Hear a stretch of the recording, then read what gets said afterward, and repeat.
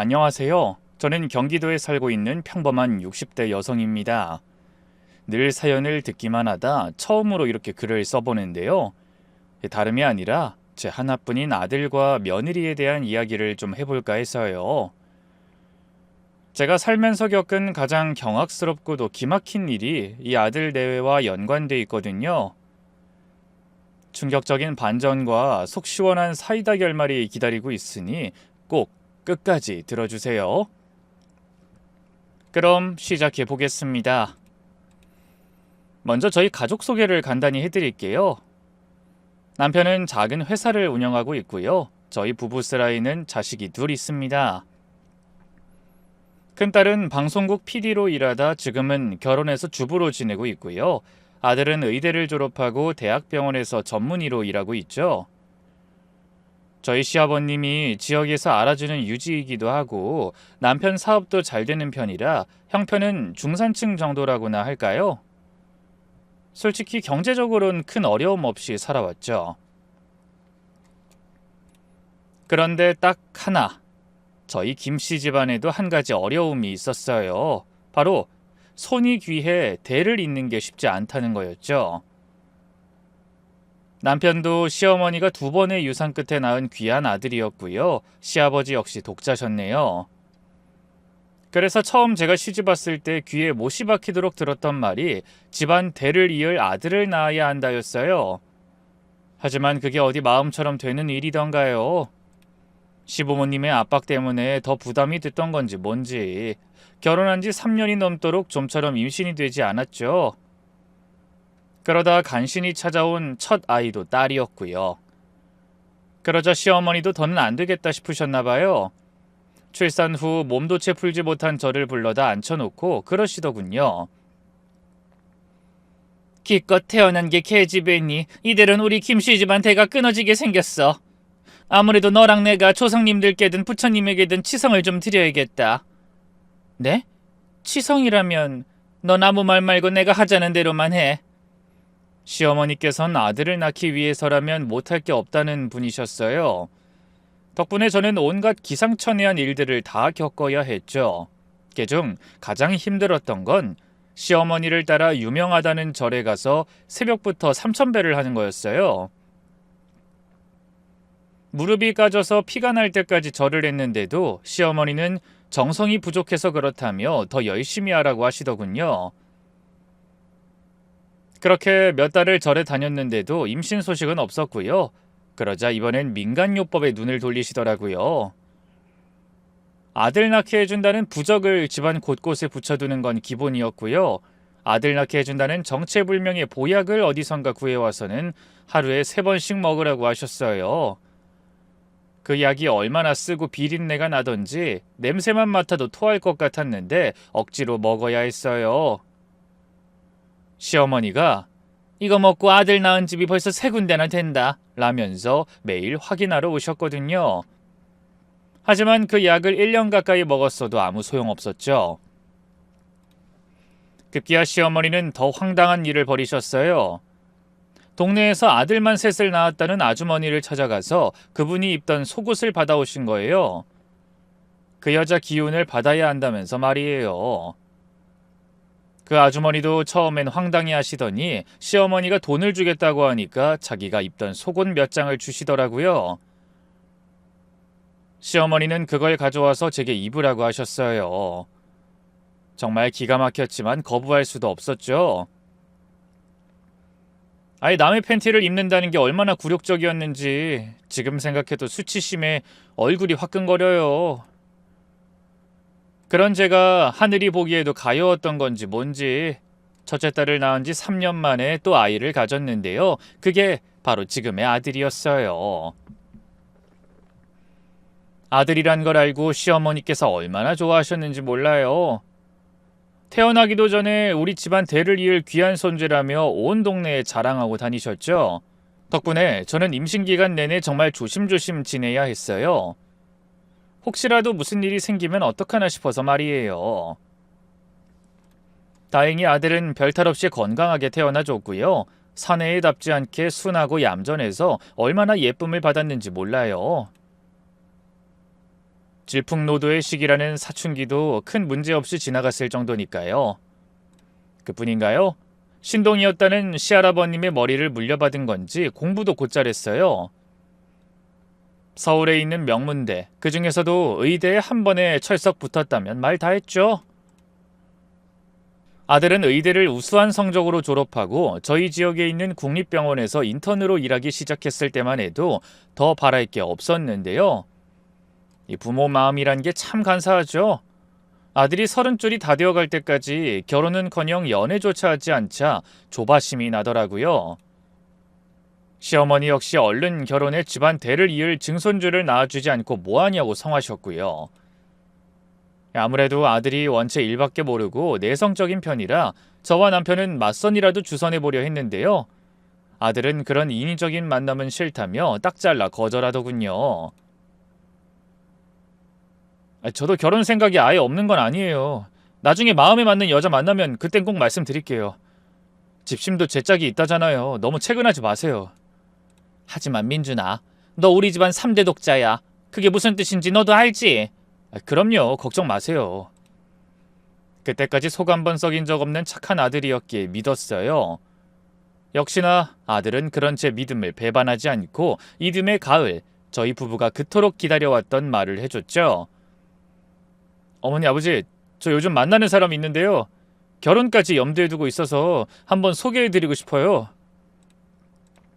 솔직히 그때 가슴이 두근거렸어요. 우리 아들이 드디어 장가를 가는구나 싶어서 기뻤거든요. 뭐 상대야 아들이 어련히 알아서 잘 골랐을까 싶었죠. 하지만 웬걸 막상 아들의 여자친구를 만나보니 마음 한구석이 불편하더군요. 아들이 의사니까 적어도 만나는 여자가 같은 병원 의사 아니면 간호사일 거라고 생각했는데요. 아들의 여자친구는 아들이 일하는 병원 앞 카페에서 일하는 아르바이트생이었어요. 나이도 아들보다 무려 5살이나 어렸고요. 고등학교만 졸업하고 대학도 안 갔다 하더군요. 그뿐인가요? 부모님이 동네에서 작게 치킨집을 한다는데 딱 봐도 집안 형편이 넉넉하지 않은 것 같았어요. 알바에서 번 돈의 일부를 부모님께 생활비로 드린다 하더군요. 아니 그럼 차라리 취업을 하는 게 낫지 않아요? 왜 아직도 카페 아르바이트를? 자연스레 제 표정도 그리 좋을 수가 없었는데요.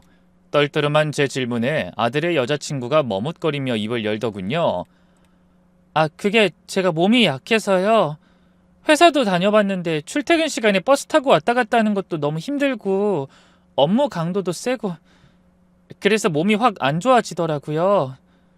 그래서 따로 재사업하려고 알바하면서 돈 모으던 중이었어요.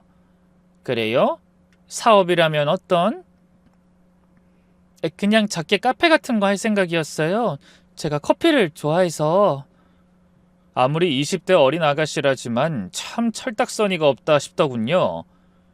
더군다나 나름 저희 아들을 칭찬한답시고 저한테 뭐라고 했는 줄 아세요? 어머님, 전에 사귄 남자들은 다 별로였거든요? 이상하게 제가 나쁜 남자만 꼬여서 이 여자 저 여자 만나고 다니는 바람둥이도 있었고 거짓말 밥 먹듯이 하는 사람도 있었고 근데 민준 오빠는 정말 달라요. 이렇게 성실하고 착한 사람은 처음 만나봤어요. 무슨 남자친구의 엄마, 어쩌면 시어머니가 될지도 모를 사람 앞에서 자기 연애사를 그렇게 적나라하게 얘기하나 싶어서 당황스러웠죠. 게다가 어린 나이에 벌써 남자를 여러 명 사귀었다는 말처럼 들려서 마음이 편치 않았어요. 하지만 아들이 너무 좋아하는 티를 내서 우선은 별말 않고 잘 만나보라고 했는데요. 그게 화근이었던 걸까요? 아들의 여자친구를 소개받은 지 석 달쯤 지났을 무렵 아들이 저녁 먹고 나서 너무나 충격적인 말을 하더라고요. 어머니 아버지, 저 말씀드릴 게 있어요. 뭔데? 무슨 일이야? 저 미영이가 아기가 생겼어요. 그 말에 들고 있던 젓가락을 놓칠 뻔했어요. 너무 갑작스러워서 어안이 벙벙했는데 옆에 같이 있던 아들의 여자친구가 수줍게 웃으며 말하더라고요. 저희도 예상 못한 일이었는데 요즘 속이 좀 미식거리고 몸이 무거워서 혹시나 하고 병원 갔더니 그러더라고요. 아니 그게 정말이니? 네, 이제 6주 됐대요. 초음파 사진도 있는데 보실래요? 순간 머릿속이 복잡해졌어요. 아무리 저희 집이 손이 귀한 집이라고 해도 혼전 임신이라니. 그것도 연애한 지 1년도 안 된 애들이 너무 성급한 거 아닌가 싶었죠. 그래도 뭐 어쩌겠어요. 이미 생긴 애를 지우라고 할 수도 없고. 저희 시어머니도 남편도 이렇게 된 거 그냥 결혼시키자고 해서 저도 어쩔 수 없이 잠자코 따랐는데요. 곧바로 양가 상견례 붙어 있는데 예비 사돈내외 둘 다 얼굴에 화색이 만연하더군요. 아이고, 우리 딸이 의사 사모가 된다니 어디 상상이나 해봤겠어요? 김서방이 얼굴 잘생겼지, 착실하지, 의사면서 젠체도 안 하고 저희한테도 잘하지. 아주 1등 사윗감이에요. 자식 참 잘 키우셨어요. 아, 네. 저희도 귀한 따님 내어주셔서 감사합니다. 안사돈이 호들갑을 떨면서 저희 아들을 칭찬하는데 솔직히 저는 별로 할 말이 없더라고요. 조건만 놓고 봤을 땐 예비 며느리가 딸리는 게 많기도 했고 성격적으로도 그리 마음에 드는 부분이 없었거든요. 그런 제 마음을 아는지 모르는지 잠자코 있던 예비 바깥사돈이 끼어들었어요. 빨리 배 더 부르기 전에 날짜부터 잡읍시다. 그리고 예물이며 예단이며 뭐 요란하게 할 게 있나요? 이미 우리 딸 뱃속에 엄청 실이 대단한 선물이 들어있는데. 듣자 하니 우리 김서방이 3대 독자라면서요. 아, 예, 맞습니다. 손이 귀한 집안에 우리 딸이 아주 큰 선물 갖고 가네요. 하하하하. 자기 딸이 혼전 임신한 걸 부끄러워하긴커녕 자랑스러워하는 것 같더군요. 어떻게 보면 애가 진 걸 빌미삼아 저희가 딴소리 못하게 막아버리려고 하는 것 같기도 했고요. 뭐 솔직히 여러모로 마음이 불편한 자리였어요. 혹시 우리 아들을 일부러 노렸나 하는 생각까지 들더군요. 하지만 남편은 좋은 게 좋은 거라고 너무 꼬아서 생각하지 말자고 하더군요. 다른 걸 다 떠나서 민준이가 미영이를 너무 좋아하잖아. 미영이 보는 눈에서 꿀이 뚝뚝 떨어지던데. 민준이가 어디 다른 아가씨를 그렇게 보는 거 봤어?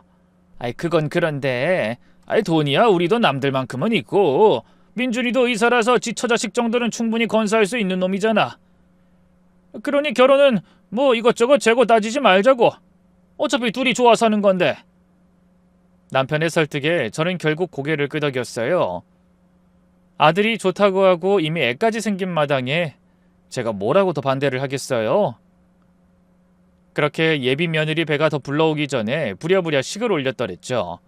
하지만 어느 정도 예상했던 대로 결혼 후 며느리와 저는 그리 상성이 잘 맞지 않았어요. 저는 되도록 아들 내외 불편하지 않게 거리를 두려고 했는데요. 오히려 며느리가 허구한 날 저희 집에 찾아와 살다시피 했어요. 몸이 무거워 어디 나갈 수는 없는데 아들은 일 때문에 바쁘니 심심하다는 이유였죠. 그냥 얌전히 있다 가면 저도 뭐라고 안 할 텐데요. 입덧을 핑계로 온갖 까다로운 요구를 했어요. 한 번은 미역국이 먹고 싶다고 해서 끓여줬더니 한 입 먹자마자 숟가락을 내려놓더군요. 어머님, 미역국에 소고기 넣으셨네요? 제가 고기를 별로 안 좋아해서 임신하고부터 냄새만 맡아도 토할 것 같더라고요. 그래? 그럼 뭐 새로 끓여다 주랴? 혹시 성게 넣고 끓여주실 순 없나요? 예전에 제주도 놀러갔을 때 먹은 성게 미역국이 그렇게 맛있었는데. 결국엔 사람을 시켜 성게까지 어렵게 구해다 미역국을 끓여줬는데요. 그것도 몇 입 먹더니만 비려서 못 먹겠다 하더군요. 그러면서 먹고 싶다는 건 또 왜 그리도 많은지. 잡채나 연포탕 같은 손이 많이 가는 음식을 찾기도 하고요. 강정이나 달고나 같은 집에서 만드는 간식 같은 걸 찾기도 했는데요. 일하는 아주머니한테 넘기려고 해도 며느리가 어찌나 까탈스럽게 굴던지. 제가 아주머니한테 죄송해서요. 결국은 거진 제가 다 수발을 들게 되더군요. 처음에는 임산부니까 당연히 배려해줘야 한다고 생각했어요. 그런데 점점 요구사항이 늘어나더라고요. 나중엔 무슨 어디 맛집에서만 파는 음식을 먹고 싶다는 등 그 계절엔 나지도 않는 딸기나 신비복숭아가 먹고 싶다는 등 어찌나 사람을 곤란하게 하던지요. 어느 날은 김치찌개가 먹고 싶다고 해서 또 끓여다 줬는데요. 한 입 먹자마자 바로 말을 바꾸더군요. 어머님, 김치찌개 맛이 너무 자극적이에요. 임산부가 매운 거 먹으면 아기 피부에 안 좋다고 하던데. 그럼 뭘 어떻게 해줄까? 다른 거 해줘? 혹시 백숙이나 삼계탕 같은 것도 가능할까요? 한약재 넣지 말고 그냥 담백하게 해주세요. 그냥 사 먹는 건 안 되겠니? 요 앞에 삼계탕으로 유명한 집이 있는데. 에이, 그런 데는 조미료 범벅일 거 아니에요. 다른 몸에 나쁜 것도 뭘 넣었을지도 모르고요. 결국 시장에서 백숙 재료를 사와서 정성껏 끓여줬는데요. 이번엔 또 다른 트집을 잡더군요. 어머님, 이거 좀 기름져요. 기름기 다 걷어내주세요. 그리고 소금도 너무 많이 넣으신 것 같은데 임산부가 짜게 먹으면 안 되잖아요. 물 좀 더 넣고 다시 끓여주시면 안 돼요? 며느린 정말 까다로웠어요. 뭘 해줘도 트집만 잡고 입으로만 고맙다 감사하다 할 뿐 자기가 먹은 그릇조차 개수대에 담가두질 않았죠. 심지어 임신한 지 20주 정도가 됐을 무렵 병원에서 은근하게 성별을 알려줬는데요. 아무래도 아들인 것 같더군요.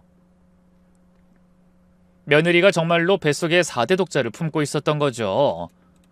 그러자 며느리는 의기양양해진 걸까요? 요구가 더욱 구체적이고 까다로워졌어요.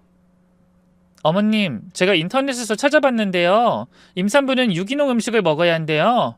유기농? 네. 농약이나 화학 첨가물이 들어간 음식은 태아에게 안 좋다고 하더라고요. 그래서 밖에 음식은 앞으로 절대 안 사 먹으려고 하는데 어머님이 저 먹을 음식 좀 만들어 주실 수 있죠? 유기농으로만요. 그럼 그냥 사람을 하나 쓰는 게 어떠니? 민준이한테 얘기하면 에이, 생판 얼굴도 모르는 사람을 어떻게 믿어요. 음식에 무슨 짓을 할 줄 알고요. 그냥 지금처럼 어머님이 해주시면 안 돼요?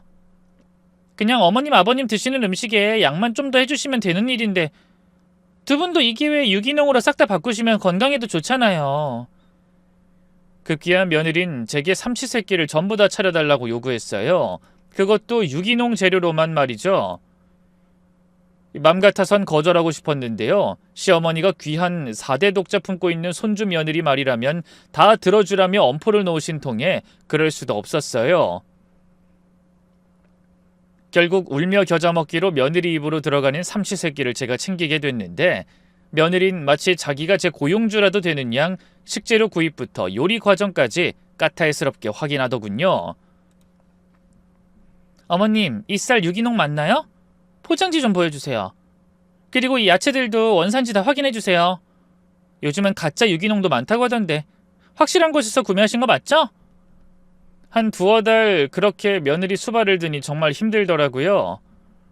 며느리는 그냥 방에서 TV 보거나 핸드폰만 하고 있는데 전 온종일 주방에서 종종거려야 했어요. 유기농 재료를 사러 멀리까지 왔다 갔다 하고 요리할 때도 천연 조미료로만 맛을 내야 하고 신경 쓸 게 많다 보니 정말 지치더라고요. 결국 저는 참다 남편한테 얘기했어요. 여보, 새아가 말이야. 더는 우리 집에 오지 말고 밥도 알아서 챙겨 먹으라고 하면 내가 너무 못된 시어머니일까? 왜? 우리 집에서 밥 먹는 게 영 당신이 불편해? 아이, 불편하다 뿐이야. 유기농으로만 밥 해달라는 통에 내가 얼마나 힘든데 부엌 불 앞에서 떠나질 못한다고. 뭐? 설마 새아가 밥을 당신이 다 직접 차려주는 거야? 일하는 아주머니 두고 왜? 아이, 다른 사람은 못 믿겠다잖아. 아니, 그게 말이 되는 일이야? 남편은 그때까진 일하는 아주머니가 요리를 전담하고요. 전 그냥 상이나 차려주는 정도로만 알고 있었더라고요. 심지어 며느리가 손 하나 까딱하지 않고 누워만 있다 밥상을 받아먹고 있었다는 건 꿈에도 몰랐더군요. 아무리 임신을 했어도 그렇지 엄연히 당신이 윗사람이고 여긴 시댁인데 어떻게 그렇게 행동할 수가 있어? 민준이도 이 사실 알아? 남편은 화가 단단히 나서 바로 아들부터 찾았어요. 저는 아들에게도 지금까지 있던 일을 솔직하게 얘기했는데요. 기가 막히게도 아들은 며느리 편을 들더군요. 그 사람은 그냥 어머니가 장모님같이 편하고 좋아서 그랬을 거예요. 다른 나쁜 뜻은 없이 순수하고 착한 사람이잖아요. 다른 것도 아니고 임신 중인데 어머니가 좀 참아주시면 안 돼요? 그 말에 남편이 더 화가 났나 봐요. 야, 민준아, 네 어머니가 지금 새아가 밥 해주려고 하루 종일 부엌에서 살다시피 하는 거 알아? 일하는 아주머니 두고 왜 네 어머니를 부려먹는 거야? 부려먹다니요. 무슨 말씀을 그렇게 하세요. 그럼 뭐야? 삼시세끼 다 차려달라고 하고 유기농으로만 해달라고 하고 이게 정상이야? 점점 커져가는 남편의 언성에 아들 역시 점점 목소리를 높이더군요. 아버지, 제 와이프가 지금 임신 중이라고요. 좀 배려해 주시면 안 돼요? 삼시세끼 밥 차려주는 게 뭐 힘들면 얼마나 힘들다고. 그럼 네가 해주면 되겠네. 새아가 삼시세끼 밥 차려주든 사주든 네가 알아서 해라. 새아가가 임신했다고 해서 네 어머니 한여 부리듯이 할 순 없어. 한여라니. 무슨 말씀을 그렇게 하세요? 그 사람이 진짜 작정하고 어머니한테 이래라 저래라 한 것도 아닌데 진짜 너무하시네요. 그럼 알겠어요. 집사람한테 다시는 어머니 아버지 집에 오지 말라고 할게요. 그럼 되죠? 아들은 그렇게 화를 내며 집을 나가버렸어요. 그런데 바로 다음 날 아들이 어떻게 말을 전했는지 며느리가 연락도 없이 찾아왔어요. 눈이 빨갛게 부어있는 걸 보니 많이 운 것 같더군요. 어머님, 아버님 죄송해요. 정말 죄송해요. 며느린 저희 앞에서 다짜고짜 펑펑 울기 시작했어요. 제가 너무 철없게 굴었나 봐요. 어머님께 너무 많은 걸 부탁드린 것 같아서 정말 죄송해요. 거듭 사과하는 며느리를 보니 괜히 마음이 안 좋더라고요. 그깟 밥 차려주는 게 뭐라고 이렇게 일을 크게 만들었을까 후회도 됐고요. 아가 아니다. 네가 뭘 잘못했다는 게 아니라. 아니에요. 사실은요. 제가 아기 생기고 나서 많이 부담스러웠거든요. 솔직히 저에 비해 그이가 너무 잘난 게 많잖아요. 저는 고졸의 카페 알바생이었고 집도 별 볼 일 없었는데 그이는 의사에 어머님 아버님도 잘 사시고 솔직히 애 생긴 거 아니었으면 결혼 못했을 거 저도 알아요. 그래서 뱃속의 아이가 그만큼 더 소중했어요. 지금이야 아들인 걸 알지만 성별 확인되기 전엔 할머님이 바라시는 대로 꼭 아들이어야 하는데 딸이면 어쩌나 미칠 것 같았고요. 지금도 내가 뭘 잘못해서 아이에게 무슨 일이라도 생기면 어쩌나 걱정돼요. 그래서 더 조심스럽고 더 예민하게 굴었나 봐요. 죄송해요, 어머님. 어머님을 괴롭힐 의도는 정말 조금도 없었어요. 전 그저 친정엄마는 너무 멀리 있고 의지할 사람이 어머님밖엔 없어서. 며느리의 말을 들으니 제가 너무 속이 좁았나 싶더군요. 하지만 남편은 여전히 못마땅한 표정이었어요. 그래 미영아, 네 마음도 이해는 한다. 하지만 그렇다고 네 시어머니 그렇게 못살게 굴면. 맞아요. 제가 정말 잘못 생각했어요. 어머님이 저를 위해 그렇게 많은 걸 해주신 건데 감사하다는 말씀도 제대로 못 드리고. 며느린 계속 눈물을 흘리며 사과했어요. 앞으로는 정말 조심할게요. 어머님께 패기치지 않을게요. 제가 너무 철없었어요. 아니야. 나야말로 네 마음을 좀 더 이해했어야 하는 건데 미안하다. 저는 재빨리 며느리를 일으켜 세웠고요. 좋은 말로 달래준 뒤 돌려보냈어요.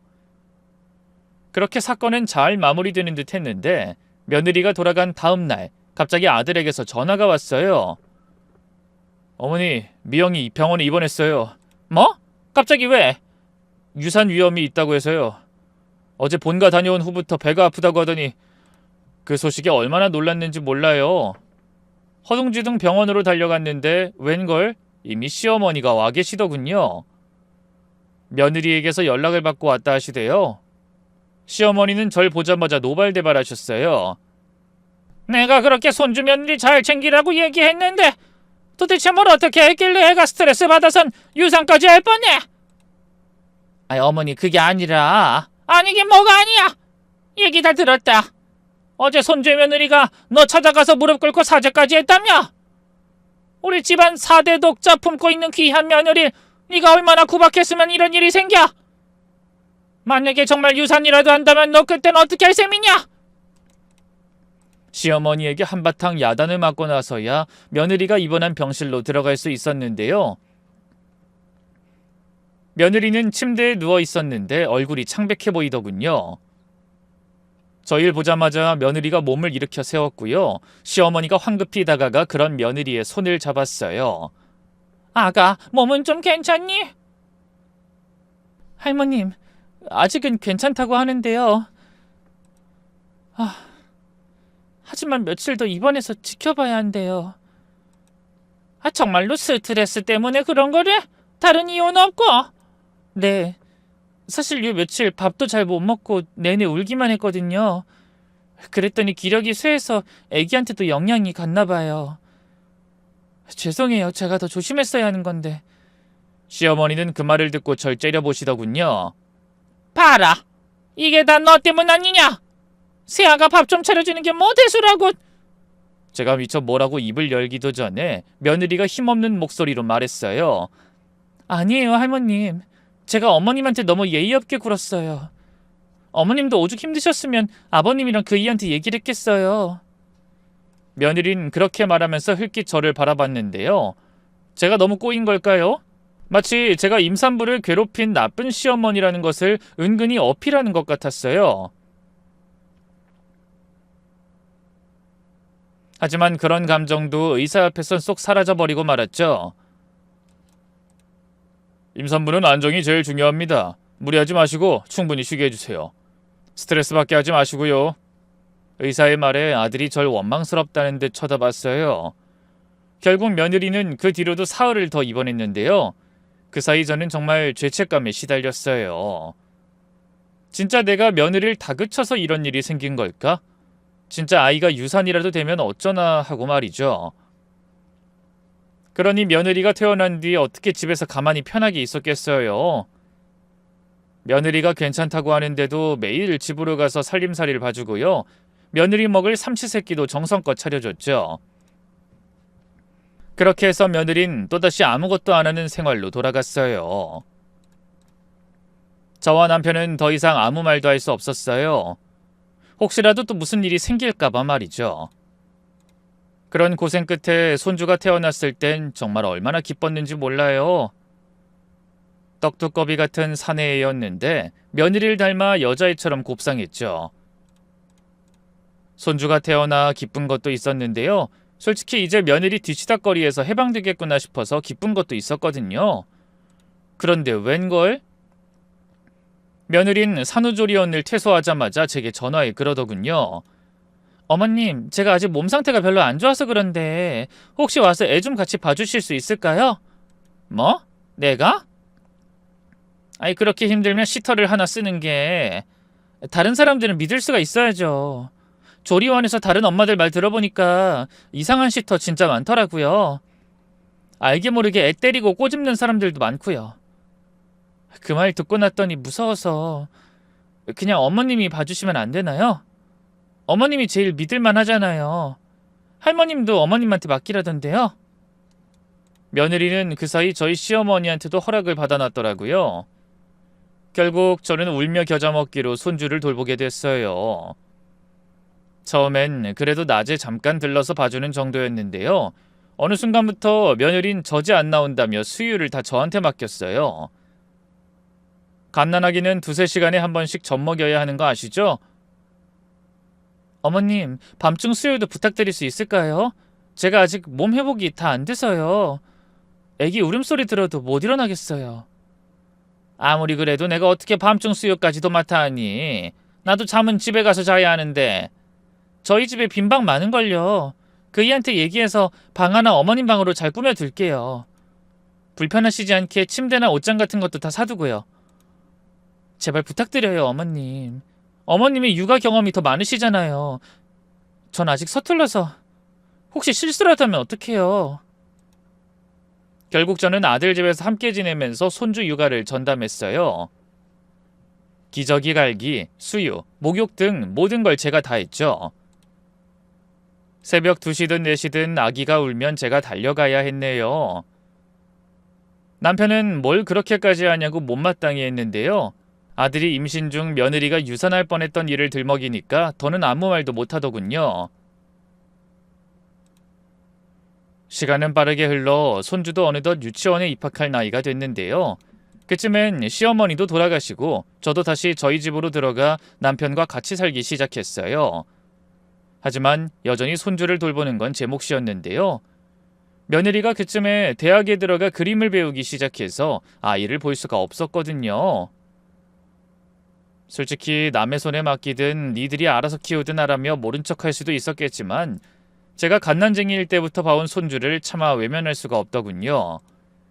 그래서 거의 매일 며느리 집으로 출근하다시피 해 손주를 봐줬는데요. 아들도 그쯤엔 레지던트를 마치고 정식 의사가 돼서 거의 병원에서 살다시피 할 정도였고요. 그나마 며느리만 얼굴을 볼 수 있었는데요. 며느린 공부하는 게 뭐가 그리도 바쁜 건지 도무지 집에 붙어있는 날이 없었어요. 그래서 그날도 아들네외 집에서 혼자 손주를 돌보고 있었는데요. 유치원에 다녀온 손주가 제게 그림을 한 장 내밀더군요. 할머니 이거 봐. 내가 유치원에서 그렸어. 우리 가족. 아유, 우리 강아지 유치원에서 그림 그렸어. 할머니도 있어? 그럼 당연하지. 이건 나고 이게 할머니야. 여긴 할아버지. 손주는 기특하게도 제 엄마 아빠 외에도 저와 남편까지 그려줬는데요. 콩깍지가 끼어도 단단히 끼었는지 그 나이 또래보다 훨씬 잘 그린 것 같더라고요. 그래서 흐뭇하게 한참 들여다보고 있는데 뭔가 한 가지 이상한 점을 발견했어요. 바로 아들의 얼굴 위에 안경이 씌어져 있는 거였죠.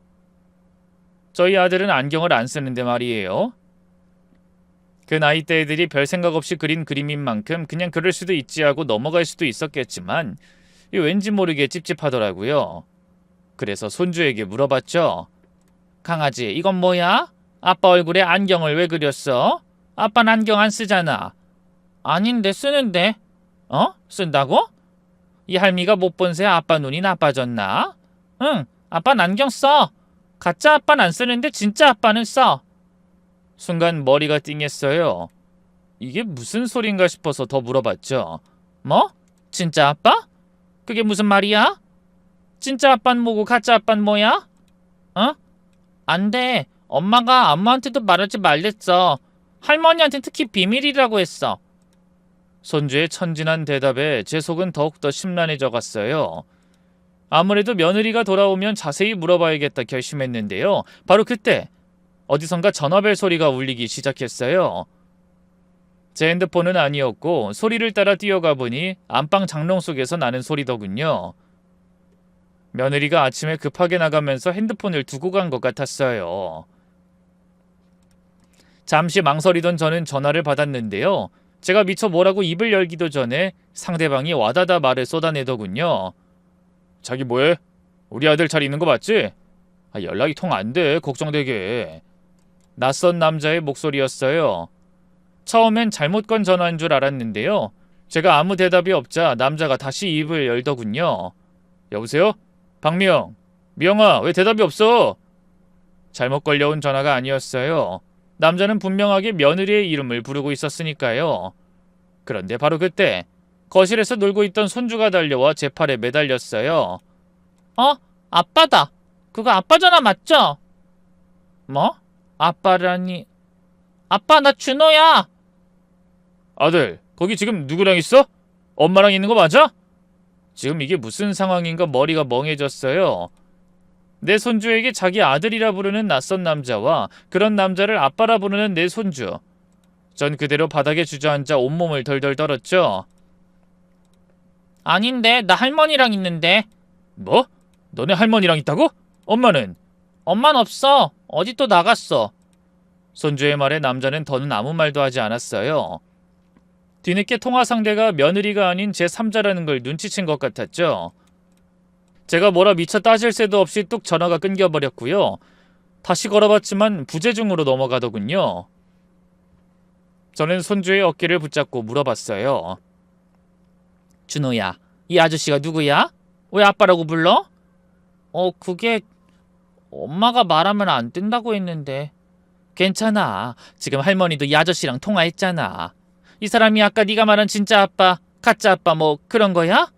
응, 이 아빠가 진짜 아빠야. 의사 아빠는 가짜 아빠고.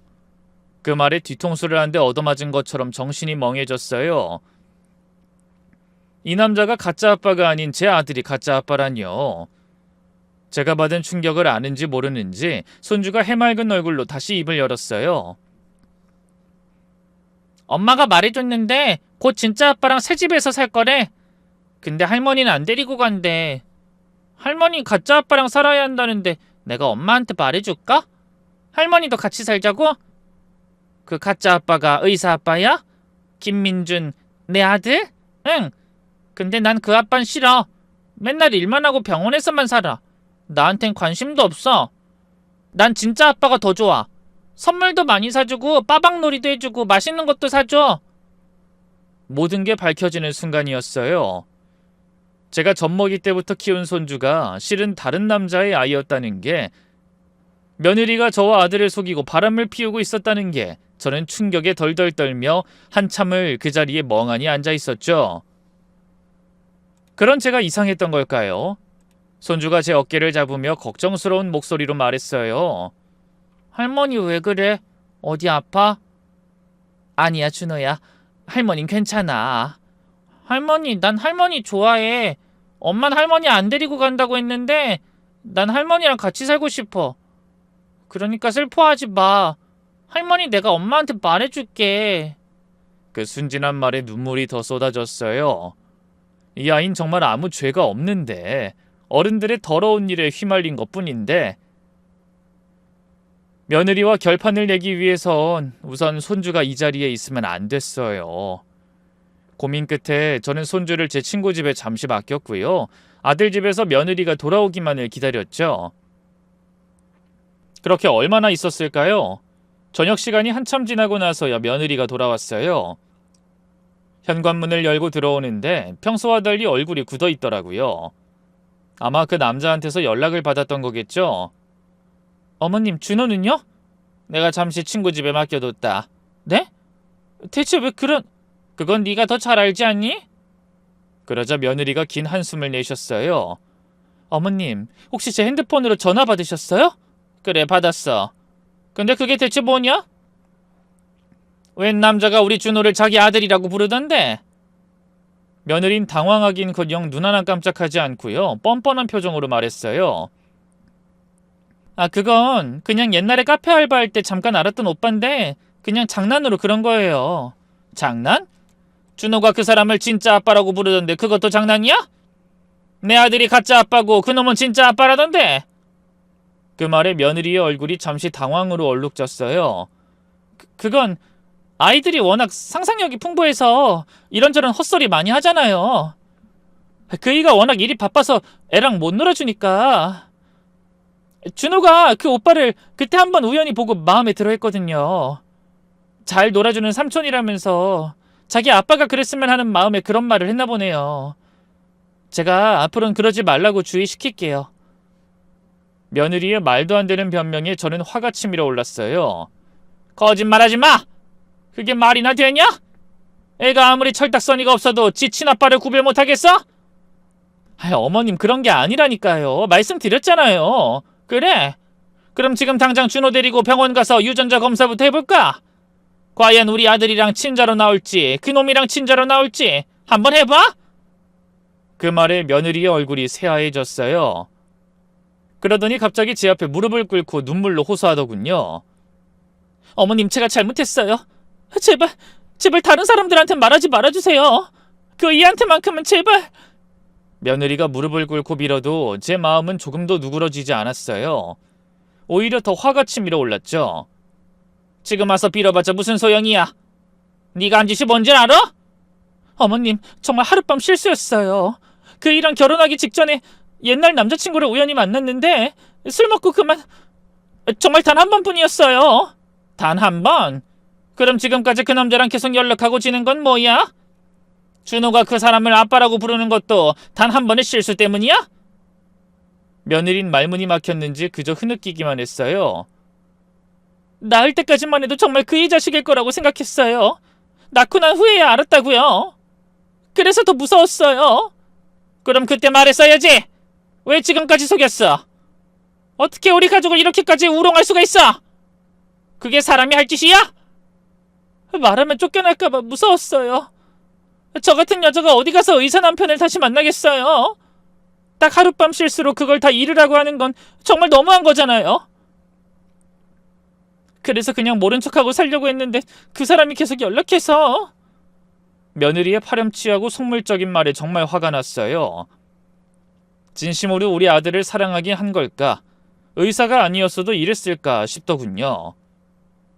또 그동안 며느리가 절 하녀처럼 부려먹던 것도 생각나 속이 뒤집혔죠. 너 지금 그걸 말이라고 해? 난 준호가 정말 내 친손주인 줄 알았다. 남의 자식을 우리 집안 4대 독자라고 속여선 나를 개처럼 부려먹어 놓고는 내가 밤낮 없이 그의 기저귀 갈아주고 밤중 수유하고 아파서 응급실 뛰어다니고 그게 다 남의 자식을 위해서였다고? 며느리는 더욱 큰 소리로 울면서 제발 용서해달라고 빌었지만 저는 더 이상 들어줄 마음이 없었어요. 당장 핸드폰을 집어들고 아들에게 전화했죠. 민준아, 지금 당장 집으로 와. 어머니 무슨 일이세요? 아직 퇴근하려면 멀었는데. 뭐가 됐든 당장 뛰어와. 1분 1초라도 빨리. 네 와이프가 무슨 짓을 했는지 알아야 해. 어머니 대체 무슨... 묻지 말고 당장 와. 안 오면 내가 지금 당장 병원으로 찾아갈 거야. 제 목소리가 얼마나 절박했던지 아들도 심상치 않다는 걸 눈치챘나 봐요. 알겠어요. 지금 갈게요. 아들이 급하게 집으로 오는 동안 며느린 계속 제게 매달렸어요. 어머님 제발요. 한 번만 기회를 주세요. 앞으로는 정말 잘할게요. 그 사람이랑도 완전히 끊을게요. 이제 와서 무슨 소리야? 네가 얼마나 치밀하게 우릴 속였는지 알겠어. 임신했을 때부터 계획이었지? 아니에요. 정말 아니에요. 그래? 그럼 왜 그 남자가 준호를 어떻게 그렇게 자연스럽게 지 아들이라고 부르는데? 왜 준호는 그 남자를 진짜 아빠라고 하고? 준호 말론 조만간에 우리 아들 버리고 그 남자한테 갈 계획이었던 것 같은데 맞아? 그건... 며느린 좀처럼 대답하지 못하고 계속 울기만 했어요. 그렇게 30분쯤 지났을까요? 현관문이 벌컥 열리면서 아들이 뛰어들어왔죠. 얼굴이 새하얗게 질려있더군요. 어머니 대체 무슨 일이에요? 며느린 여전히 거실 바닥에 주저앉아 울고 있었고요. 뭔 일이야? 당신은 또 왜 울고? 아들이 당황해하자 저는 모든 걸 다 얘기했어요. 며느리 핸드폰으로 걸려온 낯선 남자의 전화, 손주가 한 말들, 진짜 아빠와 가짜 아빠 이야기, 며느리가 실토한 불륜 사실까지 한치에 빠짐없이 말이죠. 아들의 얼굴이 점점 굳어가는 게 보였어요. 뭐? 이게 무슨 소리야? 여보, 이게 정말이야? 아들은 믿을 수 없다는 표정으로 며느리를 바라봤죠. 며느리는 아들에게도 울면서 매달렸죠. 여보 미안해. 정말 미안해. 난 당신을 정말 사랑해서 그런 거야. 당신을 놓치기 싫어서 그랬어. 그러자 아들이 기가 막히다는 듯 헛웃음을 쳤어요. 그러니까 다 사실이라는 거네. 사랑해서? 사랑해서 바람을 피워? 사랑해서 다른 남자 자식을 내 자식이라고 속여? 아니야, 그게 아니라 정말 실수였어. 단 한 번의 실수였다고. 결혼 전 일이었어. 결혼 전이면 괜찮아? 그럼 왜 지금까지 그 남자랑 만나고 다닌 거야? 준호가 그놈을 아빠라고 부르는 건 뭐고? 화를 참지 못한 아들이 며느리의 뺨을 세게 갈겼어요. 저도 그런 아들을 처음 봤어요. 평생 순한 양처럼 살던 아들이 그렇게 화를 낼 줄이야. 이 여자가 진짜 날 완전히 바보로 만들었네? 아들은 흥분해서 며느리의 핸드폰을 집어들더니 통화 기록을 뒤지기 시작했어요. 그리고는 그 남자에게 바로 전화를 걸었죠. 야, 너 당장 여기로 와. 여보세요? 누구신데요? 김민준이다. 네가 내 와이프랑 바람 피운 거 다 알았으니까 당장 와서 얘기하자. 그게 당장 안 오면 내가 지금 네 집으로 찾아갈 거야. 동네 사람들한테 네가 무슨 짓을 했는지 다 알려버릴 테니까. 아들의 위협적인 목소리에 상대방도 어쩔 수 없었나 봐요. 바로 오겠다고 하고 전화를 끊더군요. 1시간쯤 지나서 초인종이 울렸어요. 며느리가 후들후들 떨면서 문을 열어줬는데 들어온 남자를 보고 저는 기가 막혔죠. 키는 크긴 했지만 말이 안 되게 말랐고 염색한 머리에 너저분한 옷까지, 얼굴도 술에 쩔어있는 것 같았고요. 손주가 그린 그림에서 본 안경을 쓰고 있었는데 정말 별 볼 일 없어 보이는 놈이더군요. 안녕하세요. 그 남자는 어색하게 인사했지만 아들은 당장 달려들 기세였어요.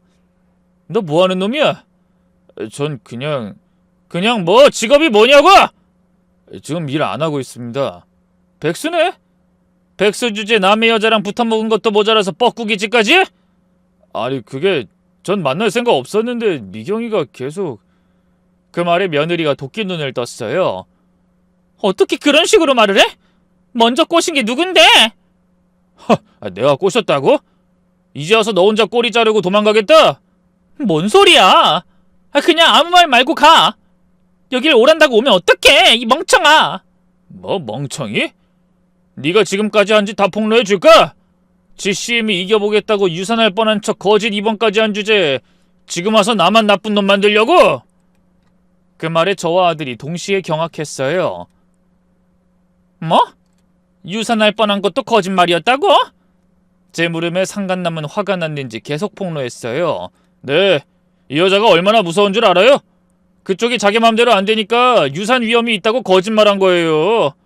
산부인과 의사까지 돈으로 매수해선 거짓 입원을 했다고요. 그러자 며느리가 왕 더 크게 울음을 터뜨렸어요.